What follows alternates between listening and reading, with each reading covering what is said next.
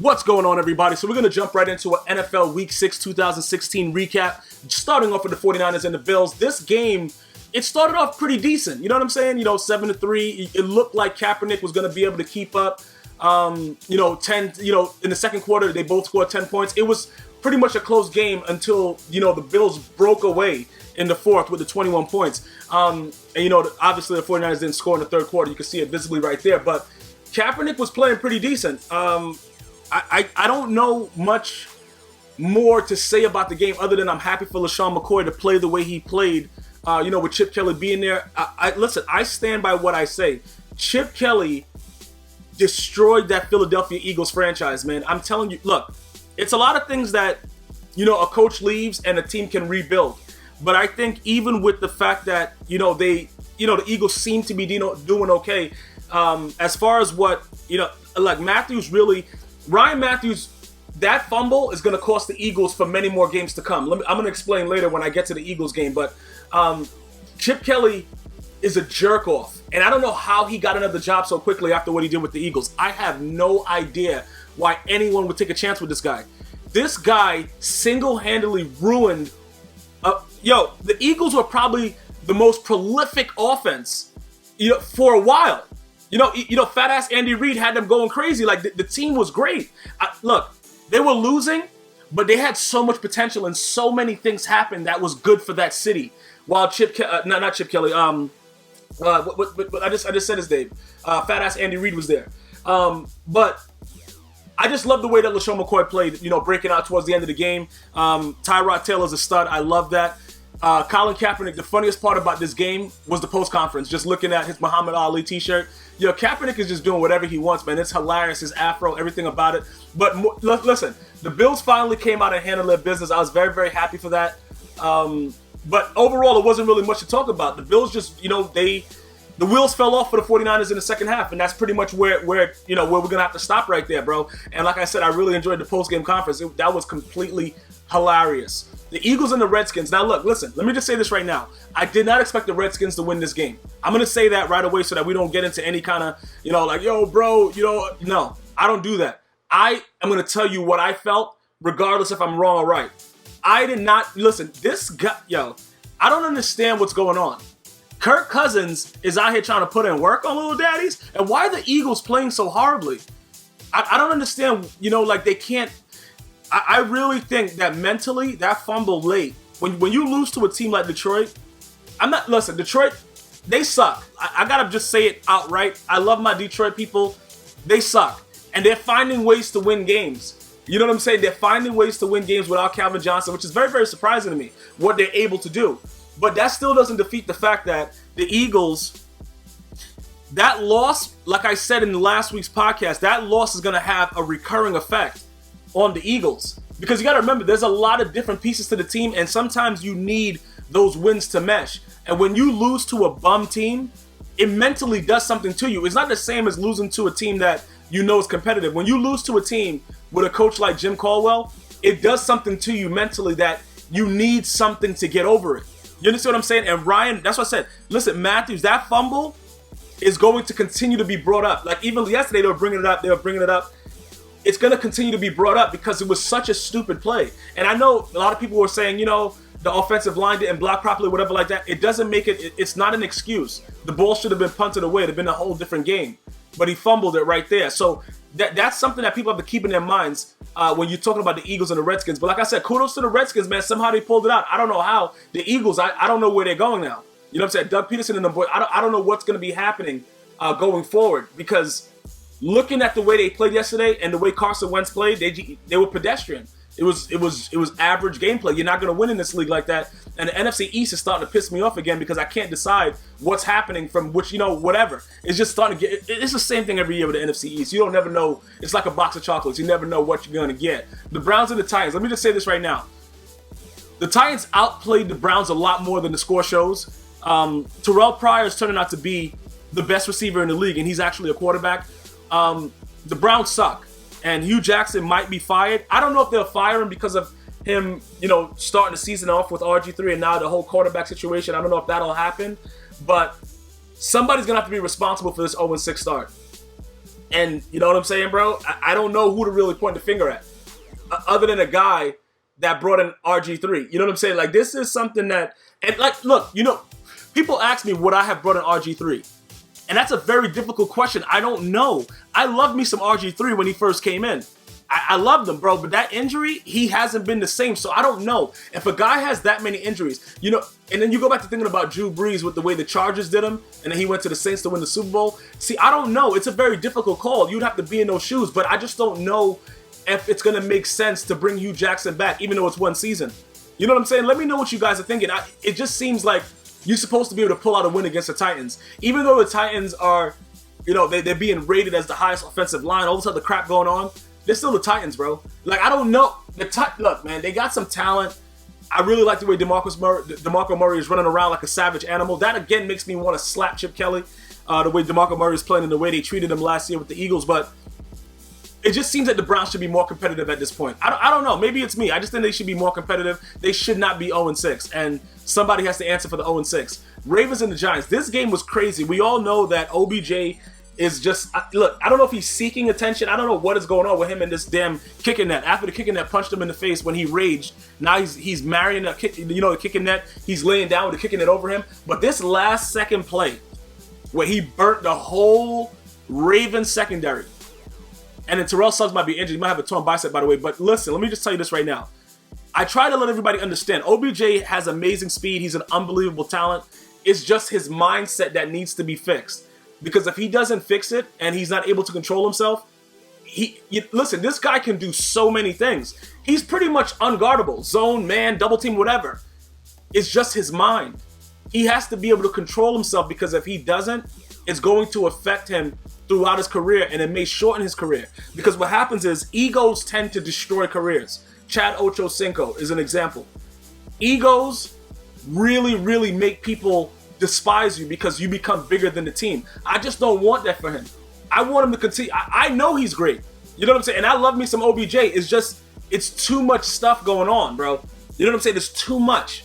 He has to tone it down. He has to be able to go in there, do his thing. And I'm not saying to be a robot. I love me some celebrations. I hate that the NFL is flagging everybody, but taking your helmet off at the end of that play, running around like a douchebag, you see, those kind of things, it takes away from the team win.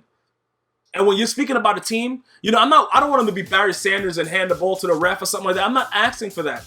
I'm just asking him for him to tone it down, because it's becoming bigger than the team. You could do it in a lot of different ways. You could run back and jump up in the air. Cam Newton does it all the time. There's no flags. Jumping up in the air with the teammates, stuff like that. But he takes it above and beyond. And that has to be, McAdoo or McAdoodle, he got to deal with that. That's why you're the head coach. You can't be running around acting like that. I don't know what's going on, but that has to be toned down. As far as the Ravens go, the Ravens have really been disappointing over the last couple of weeks, man. I don't know what's going on with them. Steve Smith, he's hurt. I don't know what's happening, but they got to figure out what's going on. I will tell you this, though. Joe Flacco, he still has that arm, though. He still got that arm going on. That man still got that arm, that throw power that got him signed to a ridiculous contract after the Super Bowl win. But, I don't know what's going on with the Ravens. Something has to get done there. You know what I'm saying? Something has to really get done. Panthers and the Saints. This game, I give Cam Newton a lot of credit, because he fought the team fought back from a vicious blowout that was happening. They fought back and were able to lose successfully by 3. Good stuff by them. But on a serious note, they fought mad hard, bro. You know what I'm saying? Even when they were supposed to tie it up and their kicker, he missed the extra point, which was amazing to me. I didn't think Gano did stuff like that. That was rather fascinating to me, and that made me understand why I always tell people when I'm talking football that I hate kickers. I really, really, really, really hate kickers. And not Vinatieri and nothing like that. Like he right there, that's a man that, even though that Tuck rule was created where he kicked that field goal against the Raiders, and everybody will never forget that, the Patriots, Raiders, all that stuff like that, Vinatieri has been so good for so long. And he's what kickers should strive to be. I don't know how this 95-year-old man has made 39 or 30, I don't know how many consecutive field goals this man has made. And for some reason, guys just can't make extra points. And I know it's back to the 33-yard line, but that's all you do. If that's all I did, if you were paying me to just kick the ball, let me tell you something. While I was playing in the league, that's all I would be doing when I'm at work, not at work, sleeping. I'll be always, I don't understand how these guys come out and just do whatever they want to do. And they're missing these simple kicks. And yes, the Panthers are 1-5. And yes, I did tell you guys that they would suck and not make the playoffs this year. I told you that Kelvin Benjamin coming back didn't mean anything. Nobody saw the Panthers coming last year. That was his opportunity. It didn't happen. I don't know if Cam Newton will ever go back to a Super Bowl again. Jaguars and the Bears. Let me just say something about the Bears. They suck. The Jags now. The Jags win in this game. 17 points in the fourth quarter. If John Fox is not fired by like week 8, I don't know what to say anymore about this guy. I don't know what to do about this guy. Like, bruh, he's making me have to just talk in another accent. This guy is horrible as a coach. Again, he was fired from a Super Bowl contending team. That means something. Get rid of this guy. Why is he there? Fire John Fox, please. Somebody do it. Please. Because it makes no sense for this man to be there. Why do you guys put, these owners put these, the fan base through so much when it's obvious what is wrong with their teams? You can look at it from the outside and see exactly what is wrong with a team. But the team ownership just like, yo, you know what? Keep working. No, what the? Fire them. You see how easy it is to get rid of a player, to cut a player, stuff like that? It should be the same thing for a coach. John Fox has no business right now coaching in the NFL. He has no business doing it. Take that man's locker, his bag, his office, whatever he has there, and have it removed with an excavator and thrown into the middle of the street. There is no excuse for the loss that the Bears took, except for John Fox is being John Fox. Good old John Fox, bro. This dude is running around chewing his gum mad hard, trying to rip his teeth out his mouth, and doesn't know what the F he's doing. Kudos to the Jets, because Bortles was trying to give this game away. Bortles was playing like garbage all throughout the game. I don't understand this. Listen, all I'm going to say again is this. Bears, fire John Fox. Moving on as we get to the next part. The Rams and the Lions. Look, listen, I was happy about this. You know how I feel about Jim Caldwell. I think he's one of the worst coaches in the league. But I was happy that the Lions beat the Rams. Because this was a back and forth game and it was going on for forever. And one guy got on the field, the other guy got on. It was just back and forth, back and forth. And I said to myself, you know what? When I was watching Golden Tate run around like an open douchebag, he was always open, running around, doing whatever he wanted. I said to myself, you know what? And kudos to Kenny Britt. He had a hell of a game. Darius Slade can't play D on big dudes, but he made some clutch plays in the fourth. But I knew the Lions were going to win this game because they couldn't stop Golden Tate. Golden Tate is running around like he's an all-star. I never even knew that this guy was that good. Like when he was with Seattle, I never even paid attention to him. I never even realized he was on the team until he did that Hail Mary catch. But he's playing pretty well right now. And Matthew Stafford was playing pretty well also. But again, they're still the Lions. And the Rams, I don't know how the Rams are able to do this successfully. And then I think about it. Jeff Fish is the coach.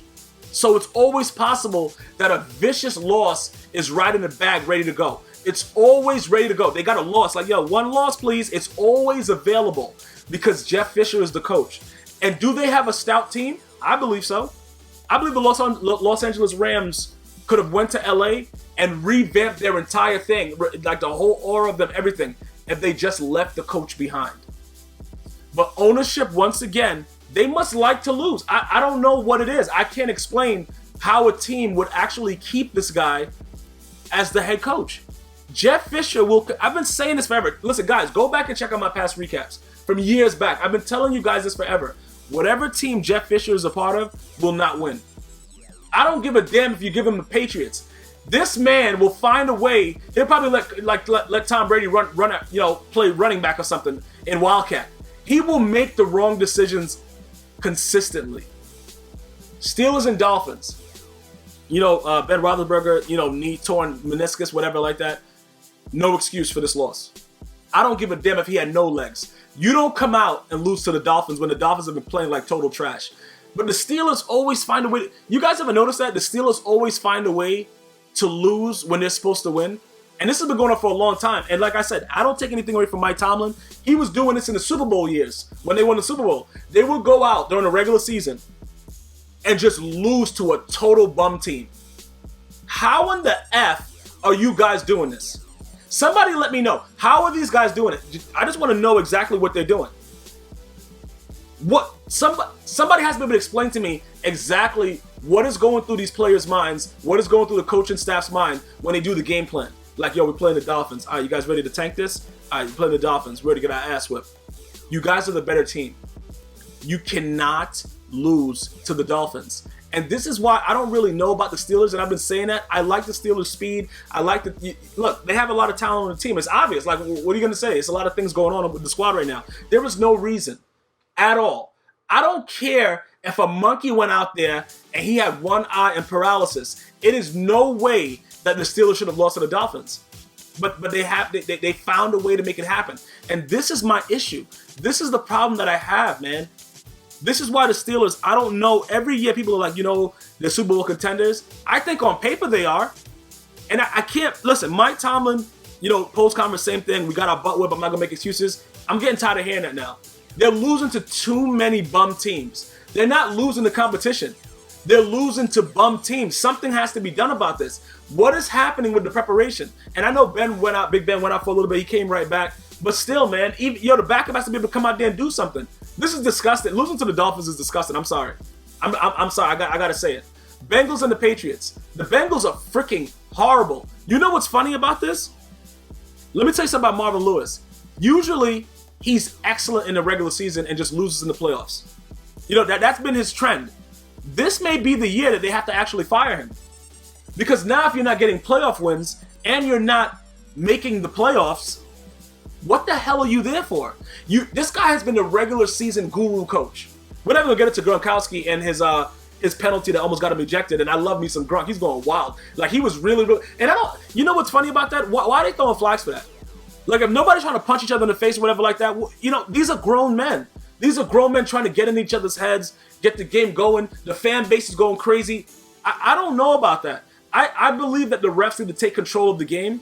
You know what I'm saying? I believe that they do. But if it's like trash talking and it's not something egregious, I don't think that they should be, making a player not be themselves to a point. Like I said earlier with the OBJ is making it a point to be always about him. Gronk doesn't always do that. There's a lot of players that doesn't always do that. You know what I'm saying? We're going to get to more of those players in a second. It's not always about them, like excessively. But when you make a play and it's something that is like, yo, this guy thinks he could play D, or there's trash talk during the week and you go out there and you show out, I believe you should be able to go out there and act a goddamn fool to an extent. Don't carry it to the sideline and be still carrying on. If it's on the field, you're pointing your finger, you know what I'm saying? Not being disrespectful, not in their face. Like, you're pointing towards the first down, you talking trash, you truck the dude, yo, bro, get up. Things like that. That makes the game exciting. You got to keep in mind, eventually these guys are going to be robots. You can't make them just not react. And I didn't really like that watching this game with all the flags being thrown. And I understand, again, tough job to be a referee. You're always wrong no matter what you do. And you got to keep control of the actual game and the players. I understand that. But at the same time, man, these dudes are balling. And they're feeling these emotions. You should let them ride. Chiefs and the Raiders. Is Jamal Charles on steroids? I saw this man truck like 5 D tackles yesterday. I don't know what was going on. The Raiders really, really disappointed me. I didn't think that the Chiefs' defense was that good. I really didn't, bro. Maybe the bye week helped them. I don't know what was going on, but I'm going to tell you this right now. The Raiders better get it together, man, because I was fully expecting them to beat the Chiefs. They had me thinking like Jack Del Rio had these boys, you know what I'm saying, going crazy, like they ready to go. And then you go out there and get your ass whipped. Like, I don't know what to think about that. Like, when you go out there and get your ass whipped, it makes me think it's a certain way to get your ass whipped. You know what I'm saying? Like, bro, your ass. Like, you can't not have points in the second half.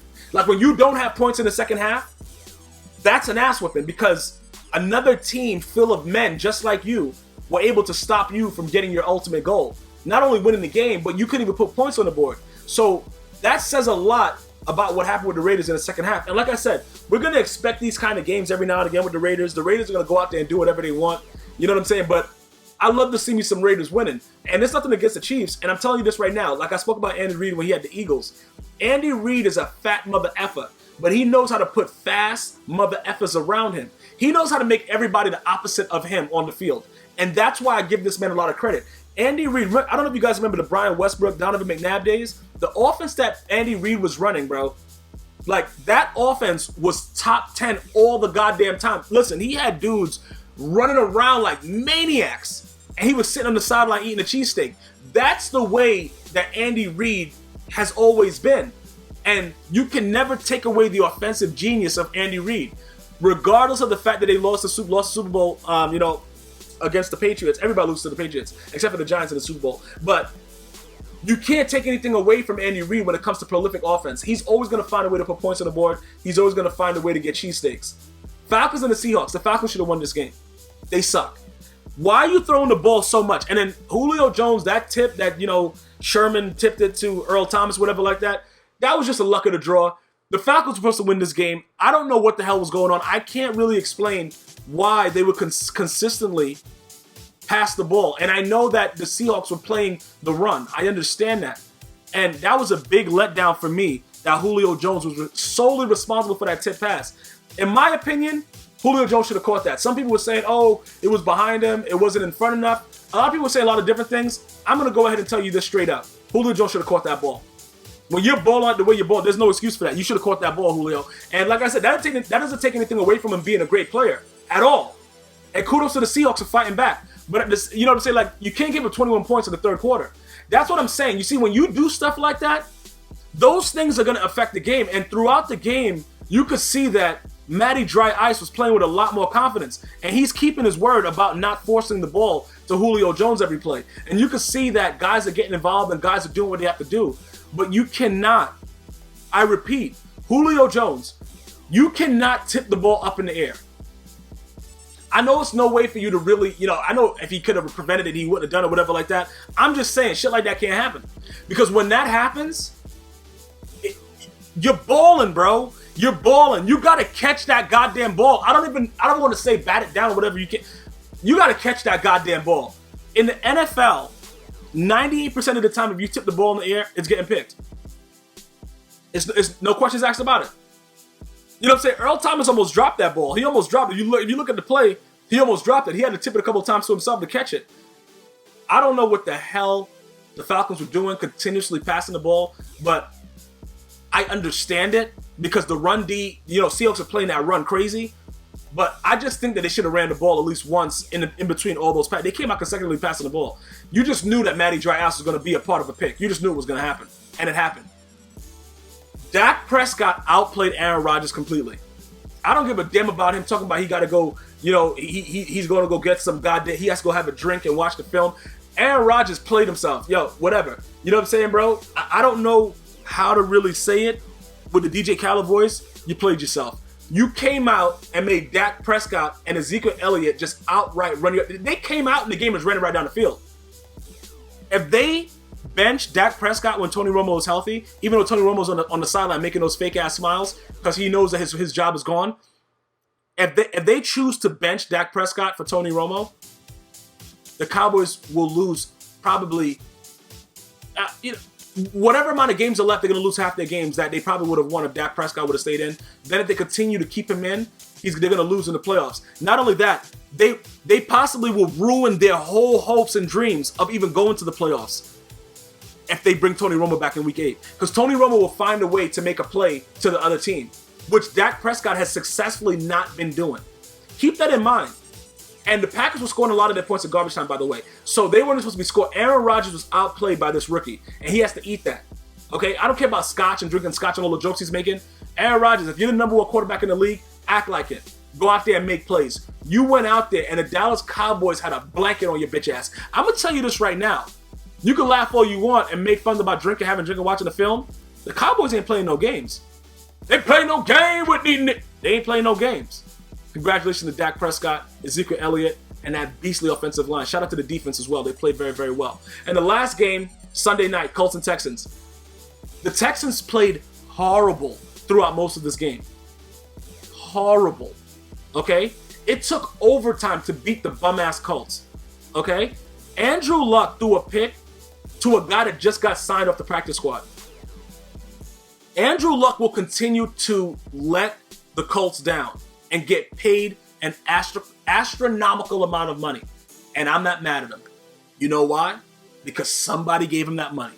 Some dumbass said, listen, this guy has been completely inconsistent over this time, throwing mad picks to the ratio of touchdowns. Let's give him the biggest contract in NFL history.